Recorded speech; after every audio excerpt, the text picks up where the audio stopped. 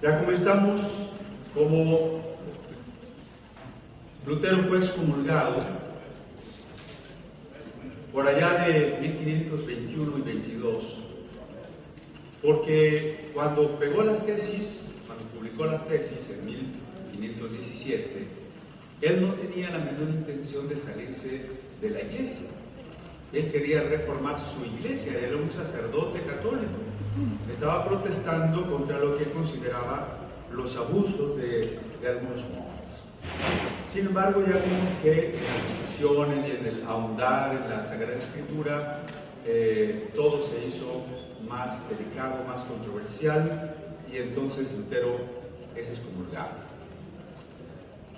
Los príncipes alemanes, en su mayoría, que eran los encargados de elegir al emperador, le apoyan, de tal manera que Lutero no puede ser ejecutado por la Inquisición, no puede ser simplemente aplastado, y él y los seguidores, pocos o muchos que hubiera tenido, no pueden ser exterminados, como sí lo fueron los valdenses en el siglo XII.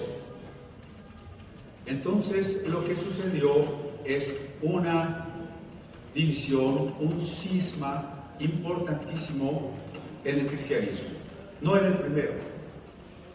En el siglo V, las antiguas iglesias orientales, como la iglesia copta, Abisinia, Armenia, Siria, se habían separado de la iglesia de Occidente. Eso fue en el siglo V. En el siglo X, principiando el XI, se separó la iglesia ortodoxa griega. Por un lado quedó así, iglesia oriental, con su idioma en griego, y por el otro lado la iglesia católica romana en Occidente con el latín. Entonces había habido ya dos grandes cismas de la iglesia. Ahora se gestaba otro, el nacimiento de la iglesia protestante. Decíamos ayer que el apodo protestante se debe a que los príncipes firmaron una carta protestando por las limitaciones que el emperador Carlos V les imponía. ¿Cuál fue el resultado? ¿Cuál fue la reacción en la Iglesia Católica? Bueno, la primera fue reconocer que efectivamente se necesitaba una reforma.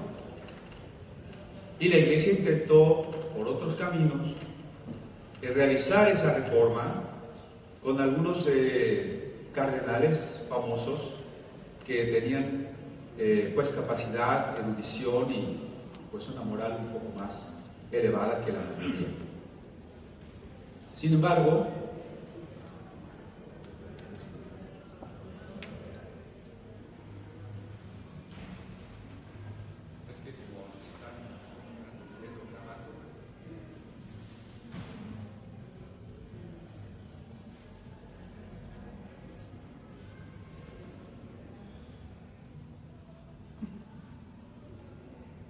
bueno, sí, ahí, gracias. Decíamos que efectivamente la Iglesia comenzó a hacer su propia reforma después de la excomunión de Lutero. Y hubo intentos finalmente de reunir ambos grupos, intentos del emperador. Lutero desde el principio había solicitado que se convocara un concilio al cual nunca se había convocado para resolver ese tipo de problemas. Finalmente, en uno de los primeros diálogos se redactó la Confesión Augustana o Confesión de Augsburgo, que expone la doctrina luterana de una manera que hacía posible la conciliación con la Iglesia Católica. Pero por cuestiones más bien políticas no se dio. Entonces la Iglesia Católica tomó varias medidas para combatir a Lutero.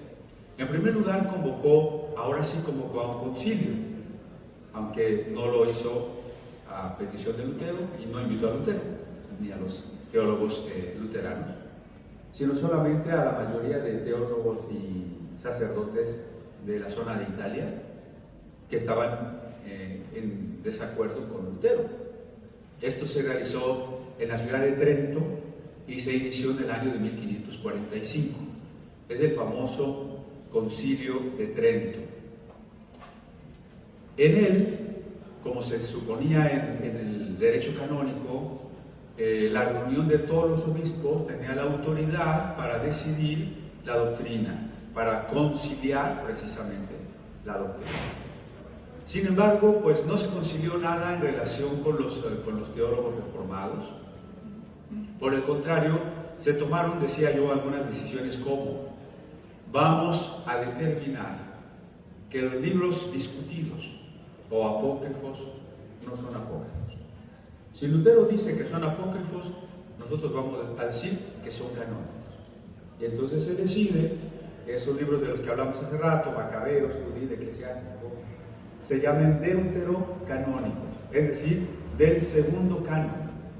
El argumento es: si la Iglesia escribió la Biblia, si la Iglesia decidió que libros eran inspirados, pues la Iglesia tiene el poder para hacer un segundo canon. Y así nosotros decidimos que estos libros son de un segundo canon. Claro, dije que al principio las Biblias protestantes también los tenían, ¿no? Para el siglo XIX las iglesias protestantes ya los quitaron de sus ediciones. Dijeron: si no son inspirados, ¿para qué los ponemos? Eso hizo más álgida la discusión, porque hasta la fecha mucha gente que no conoce esta historia dice: ya ves, Lutero tenía tan mala intención que hasta le quitó libros a la Biblia, ¿no? Pues ya vimos que no es así. Pero bueno, otra medida que se tomó pues fue reavivar las funciones del Tribunal del Santo Oficio, que se había creado en el siglo XIII para organizar la Tercera Cruzada y exterminar a los valdenses y a los cátaros.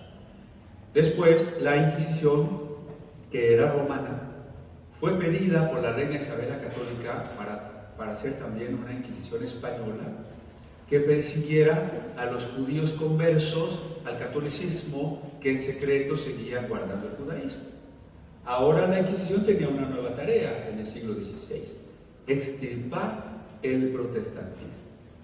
Así que en los lugares donde había predominancia del sector católico, los protestantes eran obligados a adorar la Eucaristía, adorar el pan de la Santa Cena. Porque la doctrina católica es que una vez que el pan se consagra, se convierte en verdadero cuerpo y carne de Cristo. Entonces se le adora. El protestante, que ya no quería eso, debería manifestar su arrepentimiento arrodillándose y adorando el Santísimo, que es donde se guarda la hostia, ¿no? Y entonces muchos protestantes dijeron: nosotros no estamos dispuestos a adorar un objeto, no estamos dispuestos a adorar un pan. Solamente Cristo puede ser adorado. Adorar un objeto es idolatría. Así que muchos de ellos murieron en la hoguera, porque desde aquellas finales del siglo XIII, el Papa Inocencio III había aprobado la tortura oficialmente como medio de inquirir la herejía y de extirparla. Entonces, parte de estas consecuencias fue la persecución, el martirio que muchísimos protestantes sufrieron. Decíamos que el primer himno que compuso Lutero fue en honor a dos de sus discípulos que fueron martirizados por la fe. Y esto además hacía que la Iglesia conmemorara a veces estas matanzas, ¿no? Una ocasión en que acuñó una moneda donde se ve supuestamente a la Iglesia bebiendo la sangre de los herejes. Para los protestantes esto fue interpretado como el cumplimiento del pasaje de Apocalipsis de la Babilonia, que se embriagaba de las fornicaciones y del martirio de los santos, ¿no? Además de esta persecución contra la Iglesia, de la Iglesia contra los protestantes, también se fundó la orden de los jesuitas, que a diferencia de las otras órdenes de monjes que ya existían, esta iba a ser una orden de monjes soldados, ¿no? Fíjense, es una diferencia muy importante. Los jesuitas son monjes soldados y su principal tarea consiste en dos aspectos: erradicar a los protestantes y fortalecer la autoridad del Papa. Para esto, el jesuita está autorizado a usar cualquier medio con tal que el fin sea para la gloria de Dios. Así que si un rey es un hereje y yo soy un jesuita que lo envenena o lo acuchilla, no estoy haciendo algo malo, estoy haciendo algo que repercute en la gloria de Dios. Si yo me disfrazo y me hago pasar por protestante y desvío a los protestantes de la doctrina, estoy realizando la obra de Dios.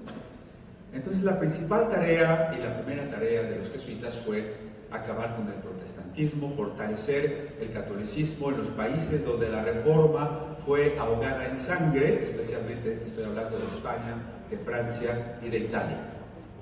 En esos lugares los jesuitas vieron que la mejor estrategia era ocuparse de la educación. Si yo logro educar a los niños, en el futuro los tengo en mi mano, ¿no? De ahí que hoy las principales escuelas de todos los niveles y universidades sean jesuitas y que algunos de nuestros gobernantes sean tan proclives a la religión romana porque se educaron en escuelas religiosas. Igualmente los jesuitas se preocuparon por ser confesores de la gente rica, de la gente poderosa, y de esa manera sacar la información necesaria para dominar políticamente los países y para que en artículo mortis le dijeran a la gente: ¿estás seguro que te quieres ir directito al cielo? Déjale a la iglesia todos tus bienes. Y con eso la iglesia empezó a enriquecerse. Si usted duda de lo que yo le estoy diciendo, nada más acuérdese que por allá de 1800 los jesuitas fueron expulsados de la Nueva España. Los jesuitas fueron expulsados de Francia y de muchos otros países, ¿no? Y que los papas que quisieron disolver la orden fueron asesinados. Y que la iglesia, tanto en Inglaterra como en México y en otros países, era dueña de cuando menos la quinta parte de los terrenos, las casas, las propiedades. Entonces la orden de los jesuitas aún existe. En ocasiones es muy abierta porque muchos de ellos pues van a estudiar a la universidad, son científicos, son filósofos, son teólogos, pero nada obsta para que aquel objetivo que les dio origen continúe vigente, ¿no? Y ahí es donde los protestantes no deben ser ingenuos, porque hoy hay varias corrientes teológicas que han invadido la iglesia protestante y son doctrinas elaboradas por los jesuitas, ¿no?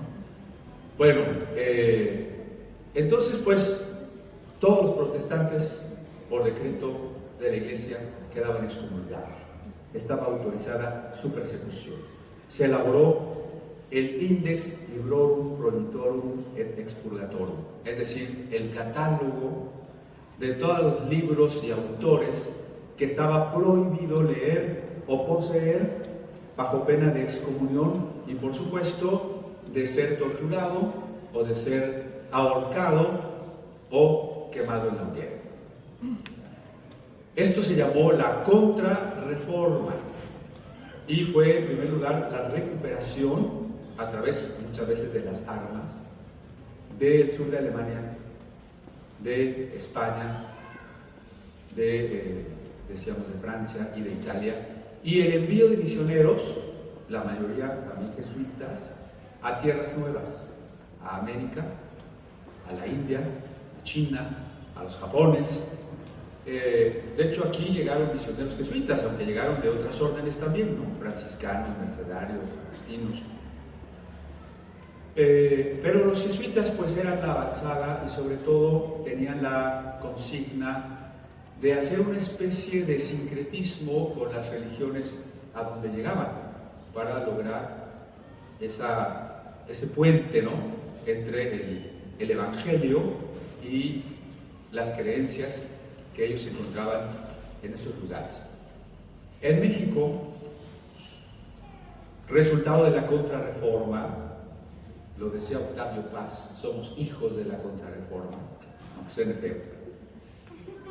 Desde el principio se prohibió, se cuidó que este nuevo mundo, que en el concepto incluso de Colón podría haber sido el paraíso, se cuidó que no entraran ideas luteranas ni herejías.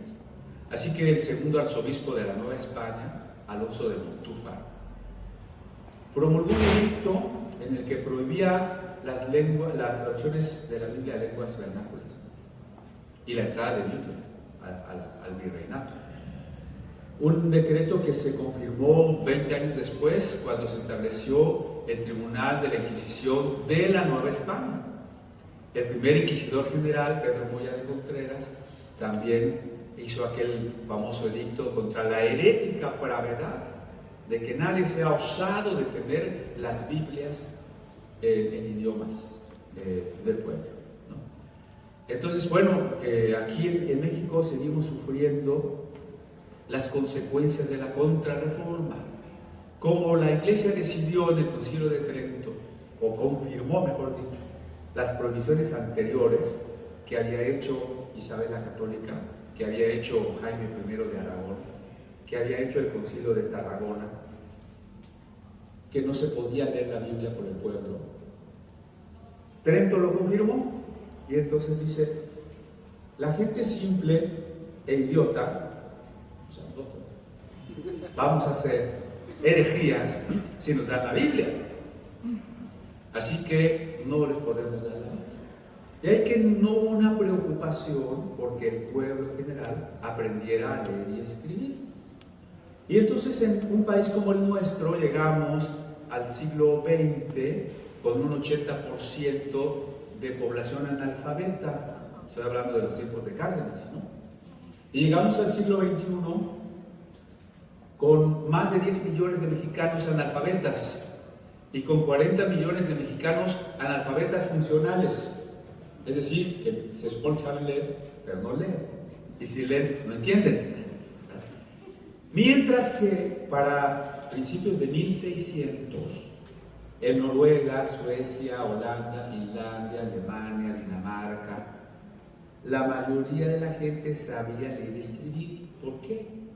Porque esos estados habían decidido instruir al pueblo para que todos pudieran leer la Biblia.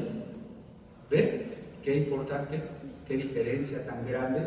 Por supuesto que de esa instrucción a la lectura y del principio protestante del libre examen se sustentó el pensamiento crítico. Así que la cantidad de universidades en Europa del Norte es mucho mayor y por tanto la cantidad de investigación y la cantidad de tecnología, y por algo le llamamos ahora a la mayoría de ellos países del primer mundo. No así con nosotros, donde no estamos acostumbrados al pensamiento crítico, donde nos brincamos del feudalismo a la posmodernidad. Por eso aquí no funciona la democracia, porque todos por la CTM por el PRI, ¿no? O sea, en bloque. ¿Por qué? Porque en la Iglesia Católica yo no soy un individuo, yo dependo de la institución que es la mediadora de mi salvación.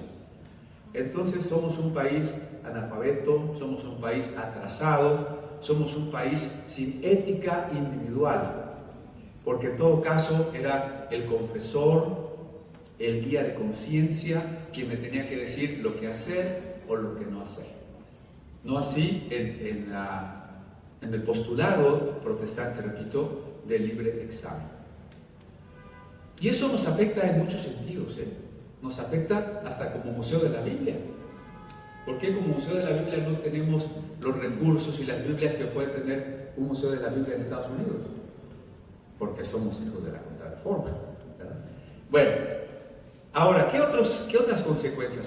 Por ejemplo, en la cuestión política.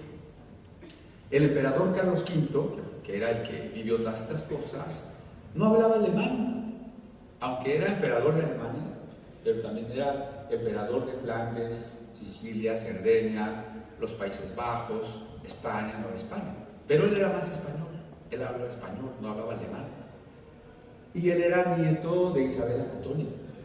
Así que él dijo: yo no voy a ser un rey hereje, yo voy a acabar con los protestantes.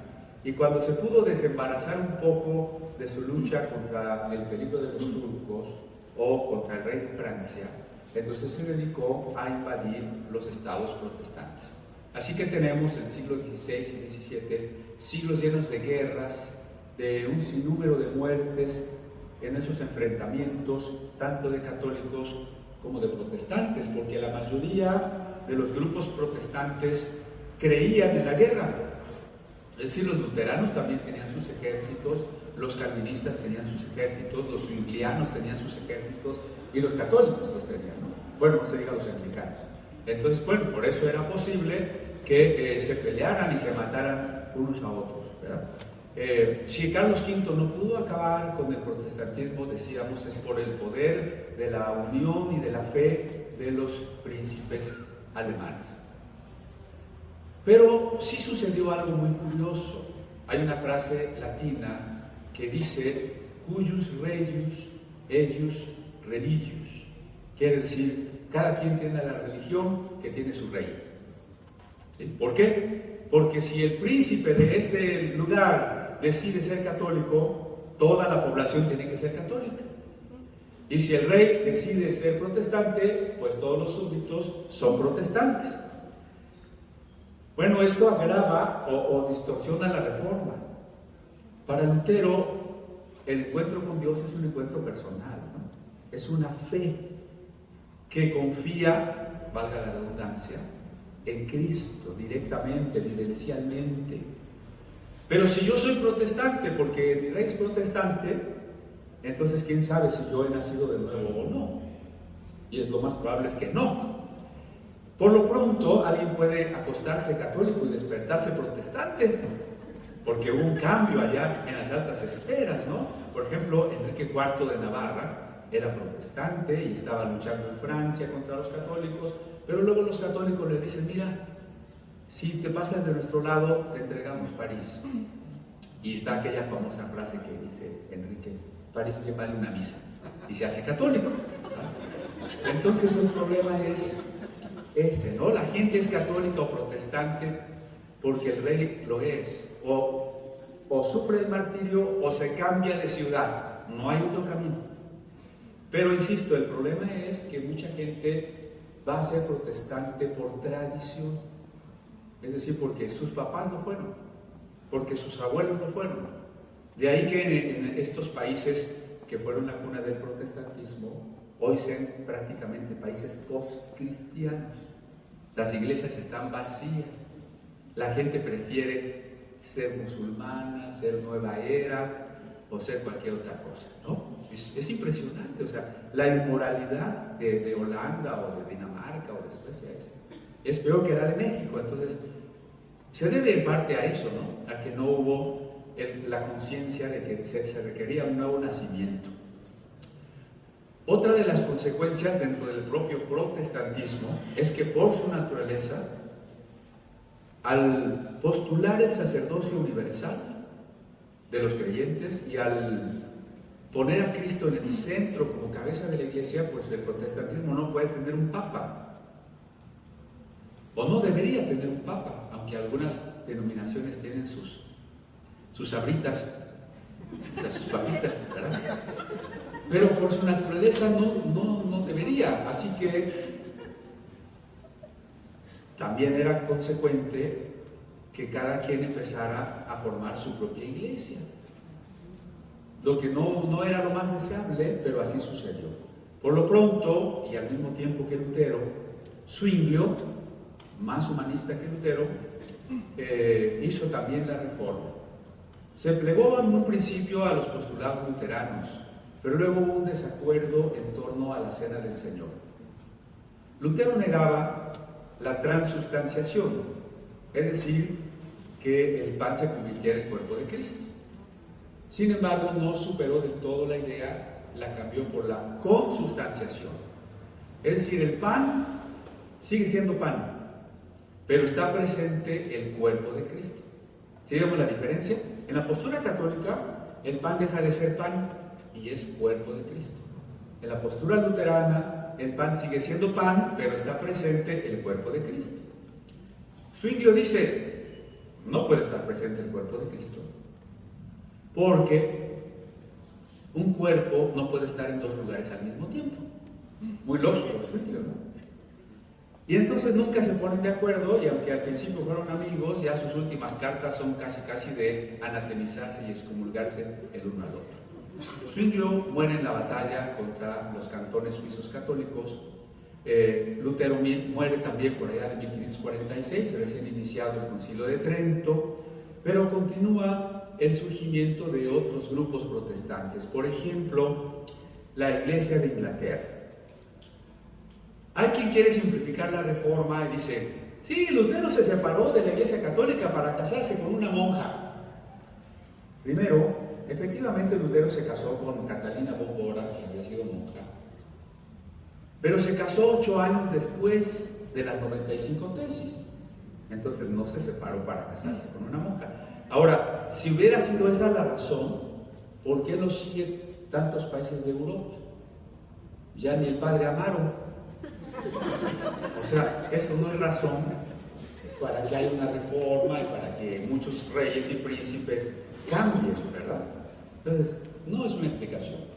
En cuanto a Enrique VIII, rey de Inglaterra, no, si Enrique se separó para casarse con Ana Bolena. Algo hay de eso, pero no es exactamente así. En primer lugar, Enrique VIII era el paladín de la fe católica. Si alguien había recibido un reconocimiento, me parece que una rosa de oro de parte del Papa por ser el defensor de la Santa Sede, fue Enrique VIII. Recuerden que por lo pronto quemó a William Tyndale, el traductor del Nuevo Testamento al inglés. No, lo quemó. Sin embargo, Inglaterra, como todos los países que aún no eran naciones, tenían un problema. La Iglesia intervenía políticamente, nombraba a los obispos y los obispos decidían la política. Y precisamente la Iglesia y la religión es un buen negocio. Si no, vean la maratónica de, ya saben de dónde, ¿no? Y entonces la Iglesia tenía muchos conventos, terrenos, seminarios, casas. Y entonces pues Enrique VIII decía, bueno, ya no tengo dinero, lo tiene la Iglesia, no tengo libertad para gobernar, aquí gobiernan los obispos. Además, él se había casado con Catalina de Aragón, y Catalina de Aragón no le daba hijos. Como ella había sido viuda de su hermano, pues, me hace que es un castigo divino. Así que, pues voy a tenerme que divorciar de ella para poderle dar hijos al reino. O sea, un rey que no tuviera hijos orillaba a su nación a la guerra civil. O sea, hay una razón poderosa de Estado para que él intente un nuevo matrimonio. Un nuevo matrimonio hubiera sido una cosa muy simple, porque existe en el derecho canónico las dispensas papales, ¿no? Por una módica cuota te pueden dispensar de cualquier cosa, de casarte con tu prima o de divorciarte 5 veces o de casarte con Martita Sagún, ¿verdad? Entonces, eso no era problema. El problema es que Catalina de Aragón era tía de Carlos V. Y Carlos V tenía al Papa sitiado en Roma por otros asuntos políticos. Y le dijo, tú divorcias a mi tía. Y entonces el Papa no podía divorciar a Enrique VIII. En esas circunstancias, Enrique ve efectivamente el pretexto, decía, pues ya me puedo librar de Roma. Y le escribe a Lutero. Y Lutero lo rechaza, porque Lutero está muy claro que Enrique no tiene motivaciones espirituales, ¿no? Doctrinales, conveniencia. Entonces Lutero rechaza a Enrique de todas maneras se separa y se convierte en cabeza de la Iglesia de Inglaterra. Pero la Iglesia de Inglaterra sigue siendo en todo lo demás una Iglesia católica, en doctrina, en costumbres, en liturgia. A tal grado que, por ejemplo, cuando algunos protestantes no se hincaban a tomar la Santa Cena, eran ejecutados, ¿no? O sea, para el anglicano, para el católico, el no arrodillarte al tomar la Eucaristía es no adorar el cuerpo de Cristo. Es algo muy grave, ¿sí? Yo no sé aquí cómo se toma la Santa Cena, no es pedrada, ¿verdad? Ya ustedes dirán. Así nació la Iglesia de Inglaterra. Con el tiempo se ha ido reformando, ha ido haciendo algunos cambios, pero nació por un asunto más bien político. Por otra parte, también nacieron los anabaptistas. La palabra quiere decir los que se vuelven a bautizar. En realidad no era un nombre correcto. Lo que pasa es que hubo algunos seguidores de Lutero que llevaron la reforma a sus consecuencias lógicas, ¿no? Si todo hay que hacerlo como dice la Biblia no habla del bautismo de niños. Entonces todos los adultos no están bautizados, están remojados, pero no están bautizados. Entonces los anabaptistas dicen, cuando tú, por fe, no porque heredaste de tus padres una religión, sino cuando tú decides aceptar a Cristo en tu corazón, debes bautizarte, ahora sí bautizarte. Y empiezan a bautizar a la gente, ¿no? Esto tenía un problema. Por allá de los siglos V, VI, se había caído en la multiplicidad de bautismos. O sea, yo estaba en una iglesia, que puede pasar hoy, ¿no?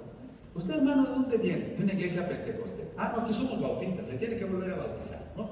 ¿Y usted de dónde viene? Yo de una bautista. Sí, pero esa bautista no es amiga nuestra, aquí se tiene que volver a bautizar.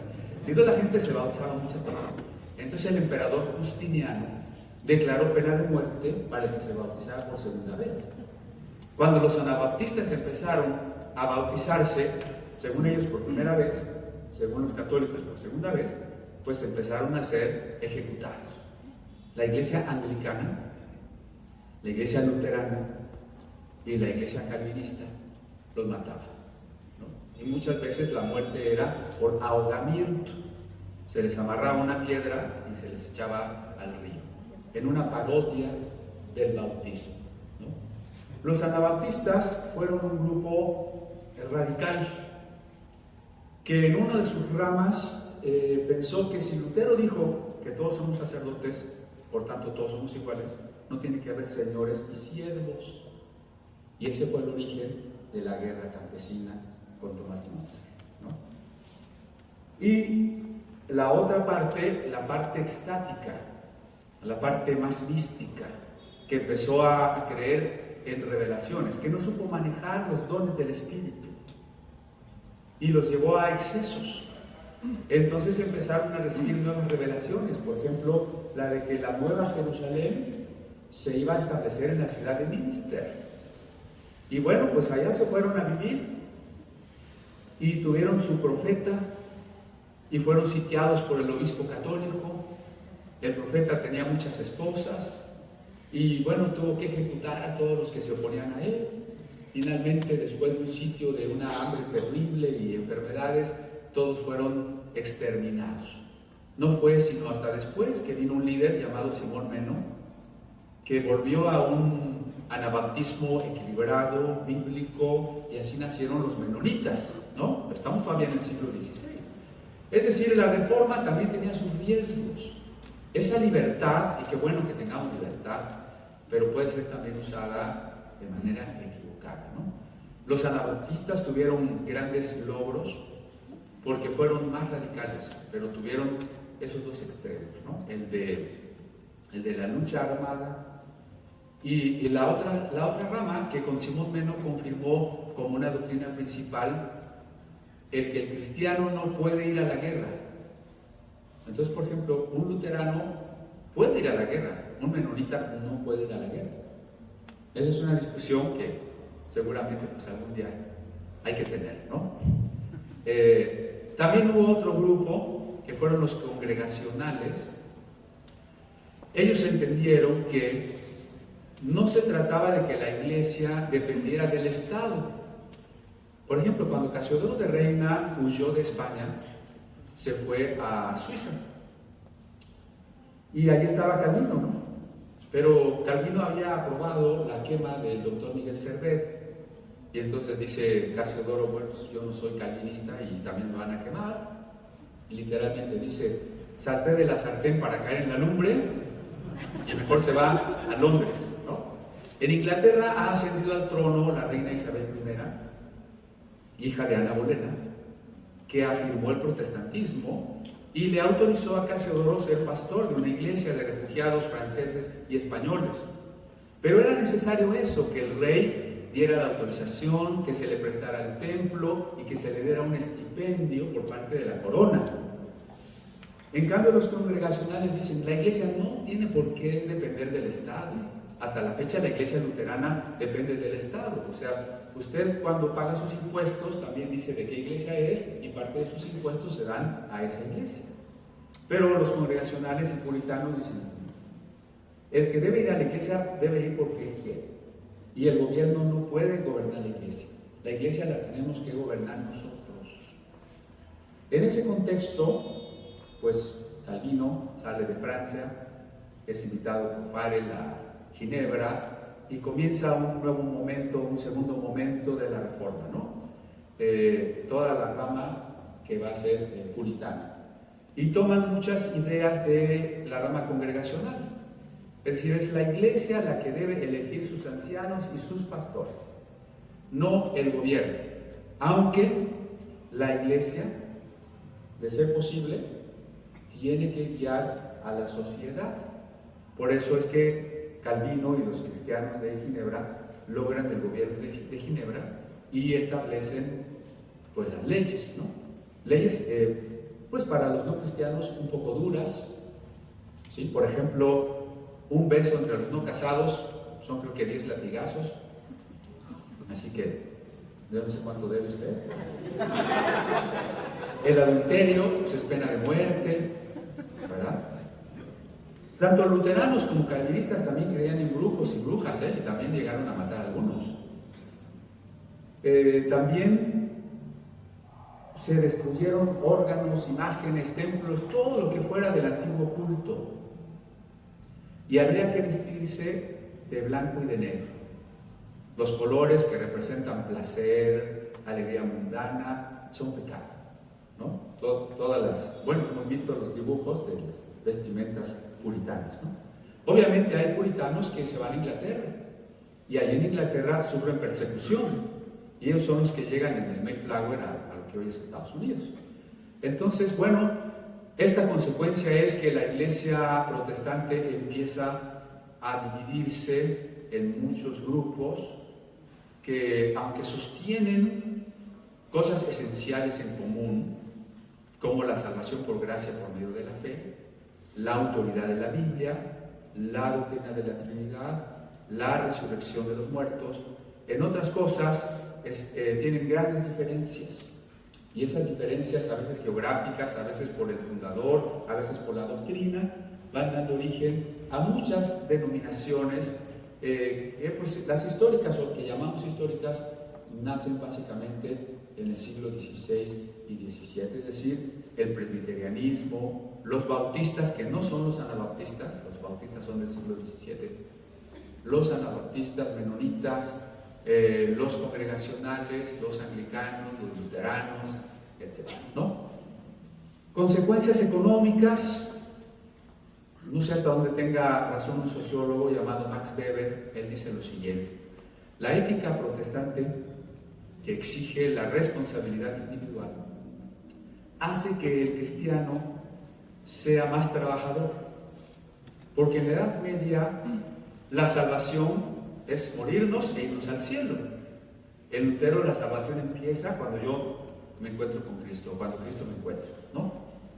Entonces a Dios no se le adora solo yéndose al convento o haciendo votos de castidad, de pobreza o de obediencia, sino a Dios se le adora en la vida diaria, en el trabajo, siendo papá, siendo mamá, es decir, el matrimonio es santo. Y así la vida del protestante es una vida en la tierra, no es una vida que solo aspira a la vida ultraterrena. Por tanto, el protestante sabe que adora a Dios a través del trabajo. Y el protestante se vuelve trabajador y se vuelve ahorrativo. Y como lo dijera también incluso Benito Juárez, ¿no? Quisiera que los indios ya no gasten tanto en fiestas, veladoras y borracheras. Y por eso quería que vinieran los protestantes. Entonces, cuando los protestantes dejan de gastar en todo eso, cuando ya no necesito gastar en vicios y otras cosillas por ahí, sino que empiezo a ahorrar, empiezo a trabajar, pues empiezo a generar riqueza. Algunos generan mucha más riqueza y pueden poner las primeras empresas. Estamos paralelamente a la revolución industrial. Puedo contratar ya no solo aprendices, sino trabajadores es el paso, ¿no?, de la Edad Media al nacimiento de la burguesía, y entonces de allí al capitalismo. Para Weber, el capitalismo surge de la ética protestante. Por eso es que los países de la Reforma fueron, en primer lugar, los países más prósperos, ¿no? Por supuesto, todo esto hay que reconocer, la Reforma no siempre ha continuado. Aquella ética protestante decayó y se convirtió en utilitarismo y pragmatismo. Se convirtió en explotación de la naturaleza, de explotación irracional, ¿no? Porque la gente ya pues, no era cristiana, pero usó aquella herencia pues, de manera inadecuada. Sin embargo, no podemos negar que la libertad de pensamiento, la libertad de prensa, la ética individual, el sistema económico de generación de riqueza, la instrucción pública impartida por el Estado, son algunas de las ganancias o de las herencias que la Reforma nos ha legado. Yo sé que estamos un poco cortos de tiempo, pues que preferiría dejar lugar a algunas preguntas para responder a inquietudes más específicas. Nadie dice yo. Allá atrás.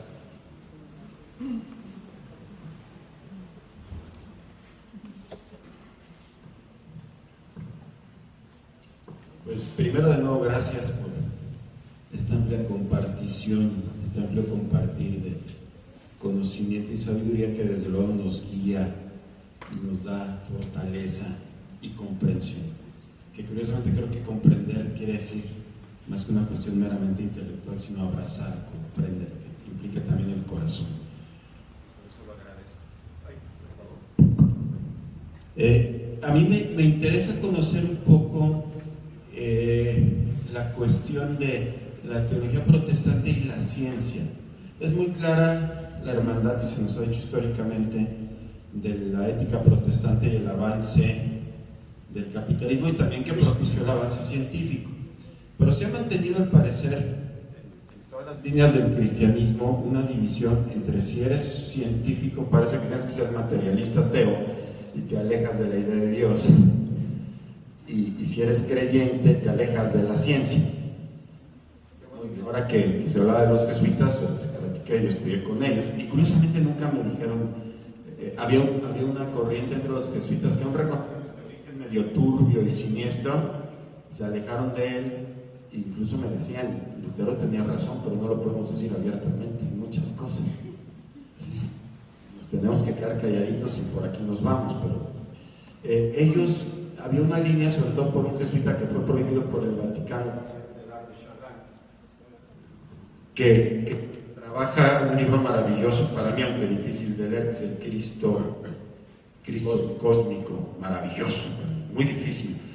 Pero al menos cuando él plantea esto de que el universo se va a cristologizar en la medida que se amoriza el universo, es decir, concilia incluso la idea de la evolución, del punto omega donde todo converge, que es Cristo y es Jesús, y lo plantea, y desde una óptica científica genera un rechazo casi universal y todavía una incomprensión hasta nuestra vida. Quisiera saber cuál es tu opinión respecto a este punto, ahora que hasta... Empiezo por el final. Que hasta Hopkins, perdón, nomás para terminar, ahora que reescribe su libro del gran diseño y parece que vuelve a unificar lo que él mismo había rechazado, la idea de Dios, ¿no? ¿Cómo podemos asumirla como creyentes contemporáneos ¿Qué postura podemos tomar? Es todo un tema, que diría mucho tiempo, pero empiezo por el final. Teilhard de Chardin efectivamente es un jesuita que quiere conciliar la ciencia con la fe, aunque para muchos deriva en el panteísmo, un Cristo que evoluciona y que es él mismo el universo. Si es así, bueno, ya estaría fuera de la línea propiamente cristiana, y por eso es que tuvo tantos problemas aún dentro de la Iglesia Católica, ¿no? Pero hablando de la ciencia y la teología, o de la Biblia, rápidamente digamos, no tiene por qué haber oposición o pleito, porque la Biblia nos dice quién hizo el mundo y para qué, y la ciencia nos dice cómo funciona el mundo. La Biblia no nos puede decir cómo funciona el mundo y la ciencia no nos puede decir quién lo hizo y para qué, porque esos otros, el campo del otro no está dentro de su objeto de estudio ni tiene las herramientas requeridas, ¿no? Así sintetizando. En el caso de la Iglesia Católica y Iglesia Protestante, creo que cometieron en general un gran error: oponerse a los descubrimientos de la ciencia. Ustedes saben que un caso conspicuo es el caso Galileo. Cuando Galileo dice, la Tierra se mueve y no es el centro del universo, porque Galileo utiliza los lentes que había inventado Anton van Leeuwenhoek y crea un telescopio, observa Júpiter y ve que Júpiter tiene lunas. Entonces dice, pues la luna no es la única luna. Y si gira en torno a otro planeta, entonces nosotros no somos el centro, ¿no? Y le dice a un obispo italiano que observe, y dice, yo no necesito mirar por ese aparato del diablo para saber que solo hay 7 cuerpos celestes como el candelero del templo, los 5 planetas entonces conocidos y el sol y la luna, ¿verdad? Entonces la Iglesia se cierra pues sobre esas ideas, esas interpretaciones, y le dice a Galileo, Génesis dice que la Tierra no se mueve, así que te retractas o te quemamos. Y entonces ese caso es ejemplar de la postura más o menos que la Iglesia va tomando casi por 4 siglos. Resultado, la fe se desprestigia. Y parece que el creyente tiene que decir, yo no quiero nada con la ciencia, eso es de hombres. No vayas a la escuela, te van a quitar la fe. Y viceversa, ¿no? El intelectual, el universitario dice, no, la fe es para ignorantes, yo soy una gente académica, ¿cómo voy a creer? ¿Cómo voy a ir a la iglesia? Entonces es un conflicto falso, pero generado históricamente, sobre todo por el error de la Iglesia en rechazar si no las comprobaciones, incluso a veces las meras teorías, ¿no? Y eso no solo fue un error de la Iglesia Católica, también fue un error de la Iglesia Protestante. Johannes Kepler estaba estudiando no solo que los planetas se movían, sino que lo hacían en órbitas elípticas. Y entonces Lutero le prohibió investigar eso. Entonces, bueno, imagínense, ¿no? Quiere decir que la cosa iba también por el lado protestante. Cuando Darwin empieza a hacer su teoría, él vive pues, en la iglesia anglicana y la iglesia puritana, y ambas lo rechazan absolutamente, ¿verdad? O sea, y Darwin no era ningún ateo, sí estaba en crisis, porque dijo, bueno, el mundo no es tan armónico como parece. Si yo veo que nacen, ¿qué les digo? 5 leones, solo uno va a sobrevivir, ¿no? Cruelmente los demás se los va a comer otro león o a ver quién, ¿no? Entonces, bueno, no hemos sabido dialogar con la ciencia y aceptar los desafíos hermenéuticos que la ciencia nos plantea. Y ese ha sido un error. Sin embargo, también hay que decir el otro lado. La ciencia no nace en países de religiones contemplativas. La ciencia nació en el siglo XVII, ¿no? Pero no en China ni en la India, donde las religiones son contemplativas. La ciencia nace en el mundo cristiano.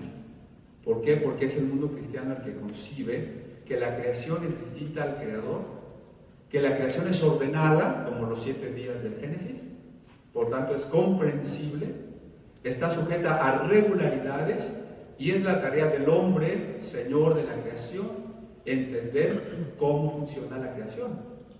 Entonces, por eso la ciencia nace en el ámbito cristiano. Y a pesar de la oposición oficial de las iglesias, sigue creciendo, ¿no? Y bueno, también ha habido muchos teólogos o sacerdotes o pastores científicos. Son la minoría, pero los ha habido. Hoy tenemos que replantearnos algo como cristianos. La postura dualista nos enseñaba a pensar que lo bueno es lo espiritual y el mundo material es malo por sí. Este mundo simplemente un día se va a acabar. En contraste con eso, tendríamos que pensar esto otro. Si yo amo a alguien, amo lo que esa persona hace. Si usted tiene un hijito de 4 años y hace un dibujo, son puros rayones, ¿verdad? papá, mamá, te regalo este dibujo. Ay, qué rayones, a la basura. No, hasta la ponemos en un marco y decimos, creo que ya nació el nuevo Rembrandt, ¿verdad? ¿Por qué? Porque cuando amamos a alguien, amamos lo que hace. Si amamos a Dios, tenemos que amar su creación, deleitarnos en la belleza, en el cuidado de la creación. Y saber que la escatología no consiste en el fin del mundo, sino en la renovación, resurrección de todo lo creado. Bien, ¿hay otra pregunta? ¿A la una? ¿Hay otra pregunta? ¿A las dos? ¿Sí? No. Sí, aquí está otra.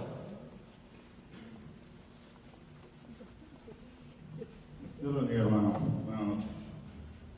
Mi duda tiene que ver, obviamente, con el tema de la reforma, 500 años. Hoy en día estamos, ahora sí que, viendo una resurrección de la reforma en muchos sentidos, teológico, científico, social, en otras partes. Pero hay otro lado de la moneda que debería estarnos preocupando. Somos llamados los cristianos, ahora sí que abanderando la reforma, volver a las escrituras, somos llamados los cristianos a redimir la cultura, porque ahorita hay una satanización de muchas cosas.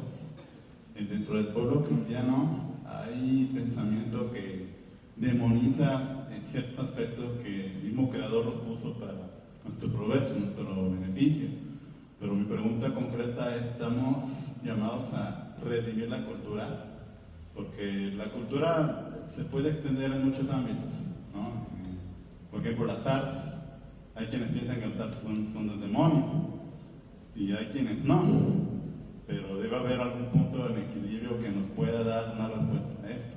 O sea, somos llamados todos los cristianos, una mente bíblica, a redimir la cultura. Esa es mi pregunta. Quizá yo precisaría un poco la expresión. La cultura, como es un concepto abstracto, como tal no se puede redimir. Lo que es diferente es que los redimidos trabajemos en todos los ámbitos correspondientes a las capacidades y ámbitos, otra vez digo, que Dios nos ha dado, que Dios ha creado, ¿no? Entonces Jesús dice que somos la sal de la tierra, por tanto estamos en el mundo para evitar la putrefacción del mundo. Entonces no había refrigeradores y la sal era lo que conservaba la carne para que no se pudriera. Ustedes son la sal del mundo, quiere decir que ustedes son los que pueden evitar que este mundo se pudra, ¿sí? Y por eso dice Jesús, no te pido que los quites del mundo, porque aunque no son del mundo, están en el mundo.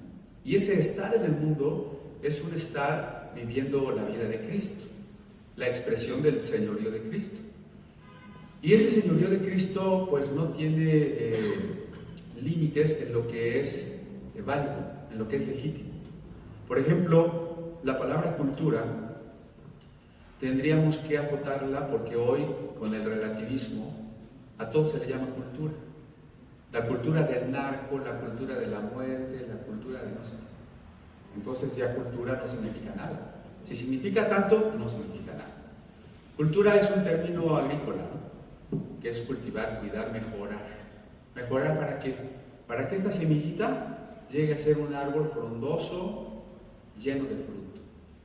Entonces, la verdadera cultura es todo lo que hace que el hombre llegue a su plena realización.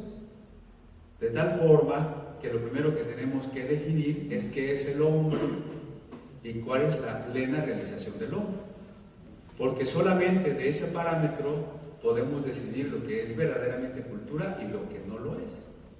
Por supuesto, en este hacer del hombre hay muchos ámbitos como el arte, la ciencia, la filosofía, la política, y desgraciadamente muchas iglesias se han encerrado en su templo diciendo la política es del diablo, el arte es del diablo, la ciencia es del diablo, todo es del diablo, ¿verdad?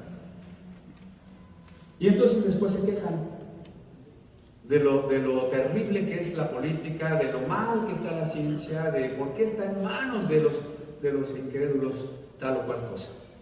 Pues porque nosotros mismos renunciamos. Entonces, por el contrario, nosotros, conforme al llamado que tenga cada uno, tiene que destacar en el ámbito donde vive, donde trabaja, donde tiene su capacidad, su talento, y hacer allí lo mejor para Dios y para expresar el señorío de Jesucristo. De esa manera, pues tenemos una gran responsabilidad. O sea, no toda la filosofía es mala, ni toda la filosofía es buena.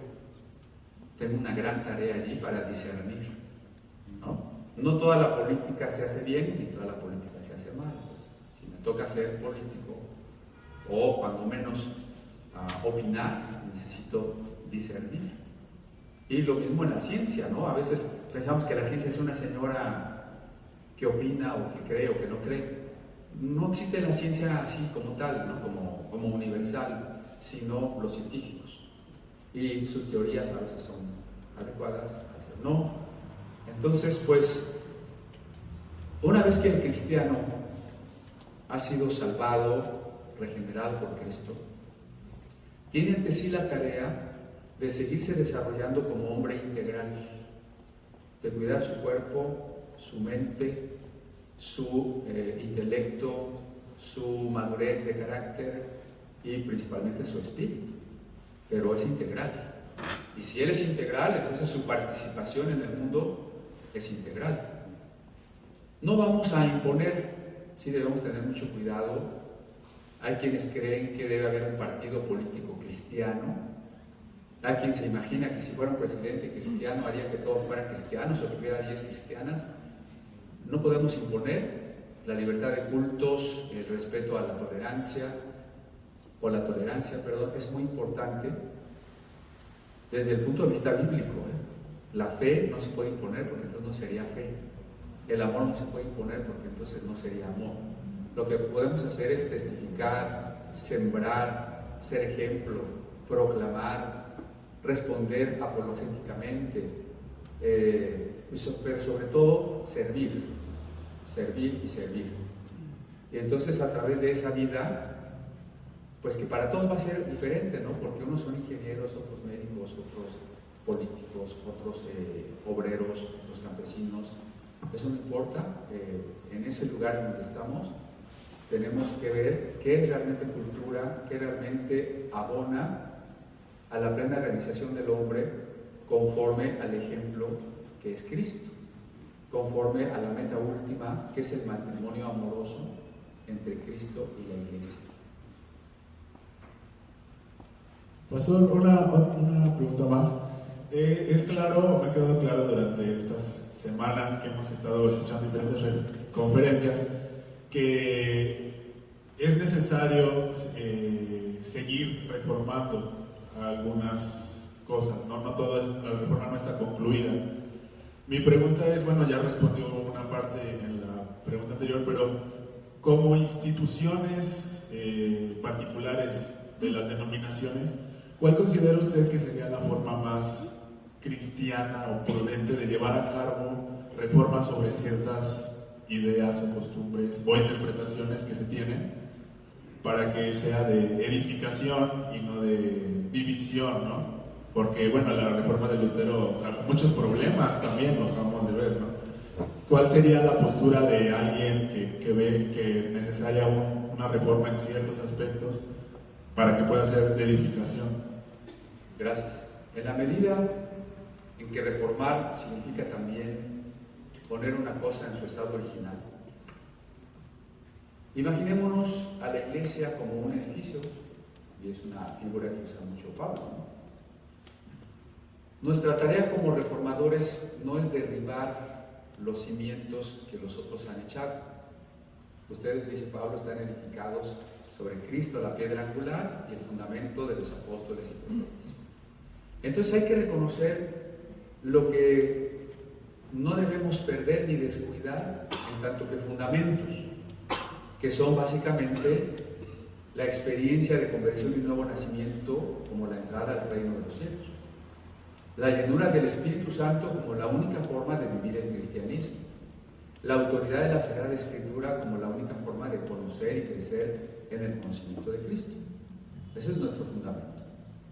De ahí es muy importante el reconocimiento de la unidad. A pesar de las diferencias, somos hermanos todos los que creemos en Cristo. Aunque a veces no nos reconozcamos o no nos caigamos bien, pues tenemos el mismo papá y de todas maneras eres mi hermano, ¿verdad?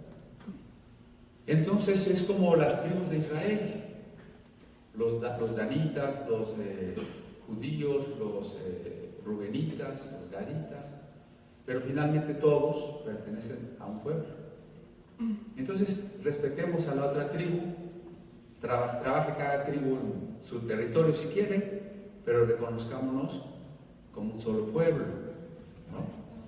Y de ahí tenemos ya una responsabilidad eclesial y también individual de seguir estudiando la Biblia y cuestionando o preguntándonos si todo lo que estamos haciendo y creyendo está en la Biblia. Si hay otras cosas en la Biblia que no tenemos y que deberíamos tener. No cualquier cosa es reforma, El otro día alguien, para justificar un acto litúrgico, no voy a decir que porque no quiero lastimar a nadie, para justificar un acto litúrgico dijo, pues a fin que siempre nos estamos reformando, entonces lo podemos modernizar. Un cambio por el mero hecho de ser cambio no es reforma. Solo es reforma si el cambio va en el sentido de volver al modelo del Nuevo Testamento. No tendríamos razón de ser iglesia, ni menos de ser protestantes, si nuestra meta última no es volver al modelo del Nuevo Testamento. Es decir, el Nuevo Testamento no está allí como una curiosidad para que conozcamos el pasado, como un cuento para dormir a los niños. Sí, eso pasó hace 2000 años, pero ahora ya no pasa. El Nuevo Testamento es el modelo y es el desafío al que tenemos que volver. Claro, a veces quien no ha vuelto a él prefiere pensar que no se puede volver, pero pues entonces, ¿dónde está la reforma? ¿Sí? También tenemos que hacer esto no solo en una tarea individual, sino colectiva. Quien hace teología y quien hace hermenéutica necesita conocer la historia de las doctrinas, porque ahí vamos a percibir las herejías que ya existieron, lo que ya se dijo y lo que ya se contestó, ¿no? Y también vamos a entender cómo la expresión de la Iglesia, de sus confesiones, de sus concilios, de sus credos, ha ido fortaleciendo y manteniendo la fe una vez dada a los santos.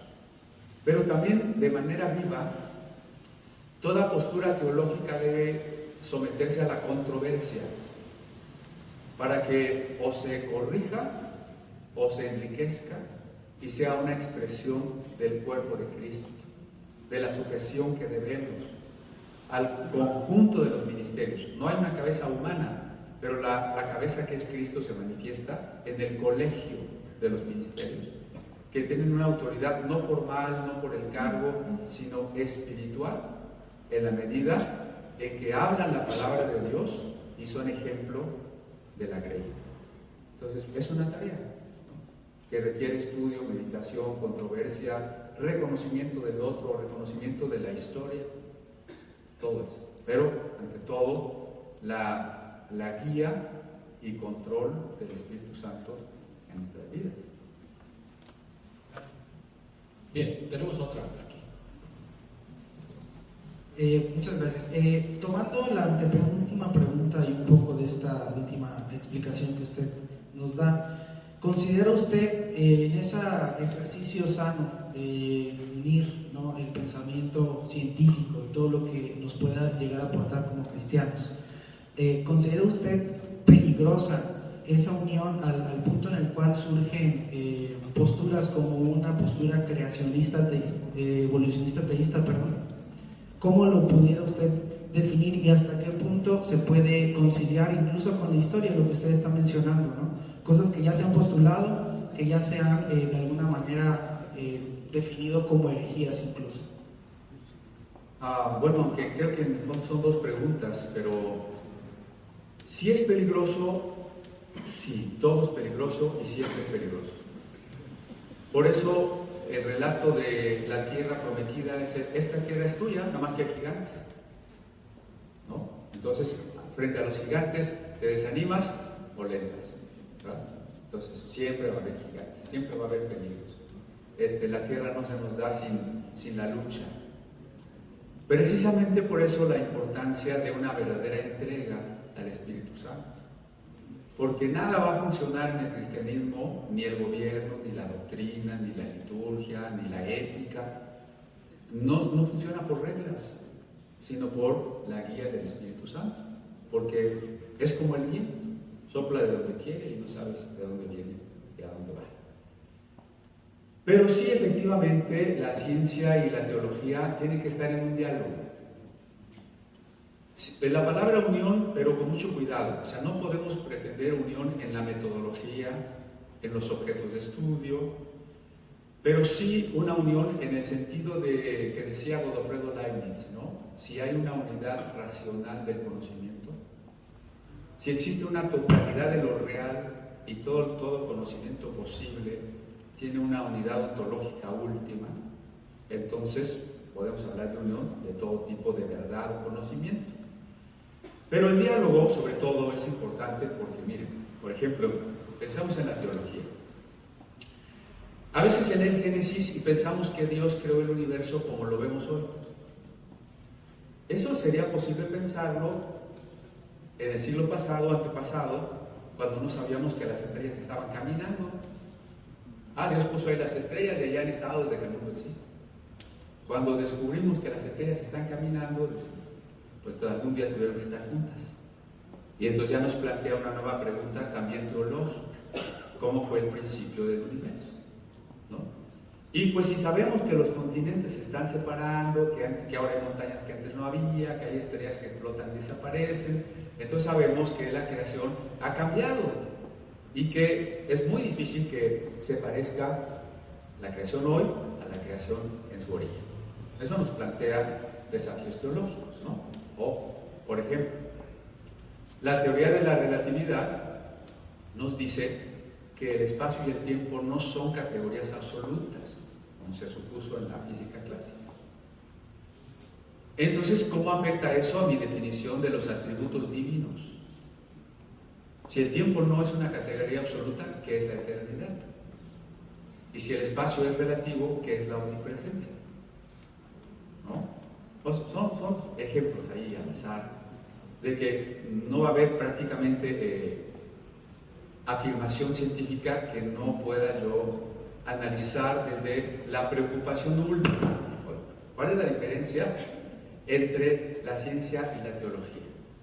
La ciencia tiene preocupaciones particulares inmediatas.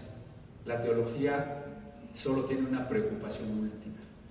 De tal manera que, aunque abordaran los mismos temas, el enfoque es diferente. Para que teología sea teología, hay que hacerlo desde la preocupación última. Entonces, por ejemplo, antes la gente creía que el infierno estaba abajo. Y hoy sabemos, supongo que aquí nadie cree que el infierno está allá abajo, ¿verdad? O sea, si se le cae su paleta, no dice ya la chupó el diablo, ¿no? Bueno, hay iglesias donde sí se sigue creyendo eso. El infierno está en el centro de la tierra. Bueno, los antiguos no creían que estaba en el centro porque creían que la tierra era plana. Pues ahí está una primera diferencia. Ahora, ¿por qué el infierno va a estar en el centro de la tierra? Pues si mi abajo es el arriba del chino, y si Dios está arriba de las nubes, entonces en el mismo caso, ¿no? Mi arriba es el abajo de los chinos. Y como dijo Yuri Gagarin cuando fue en el Sputnik, ya fue al cielo y no vi a Dios. Entonces, todo nuestro concepto del universo y por tanto de dónde está Dios, qué hace Dios, dónde está el infierno, qué es el cielo, son cuestionados, son enriquecidos, esa sería la palabra, ¿no? No, pero es que el centro de la tierra está caliente. Pues está más caliente el sol, ¿por qué mejor el infierno no es en el sol? Además, la tierra se desprendió de la misma nube de gases que el sol y su calor viene de la misma fuente, ¿no? O sea, hay muchos absurdos ahora para una teología ingenua, mitológica, topológica, ¿sí? Pero gracias a qué? Pues a la ciencia y los desafíos que nos